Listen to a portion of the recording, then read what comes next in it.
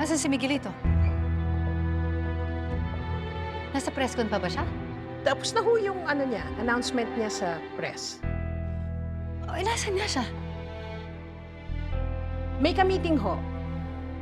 Meeting? Opo. Santi, huwag mo akong inuuto, ha? Alam na alam ko pag pinagtatakpan mo yung mayor mo, kaya nasaan si Miguelito? Ang sabi niya lang ho kasi wag daw siya munang istorbohin. Nakakaloka. Nakakaloka! Kung kailan patong-patong ang problema, kung kailan dapat mas nakikita ko siya at mas nakikita siya ng mga tao dito sa City Hall, saka pa siya nawawala. Sana lang, no, mas importante yung ginagawa niya kesa sa paghahanap kay Tanggol. Kaloka!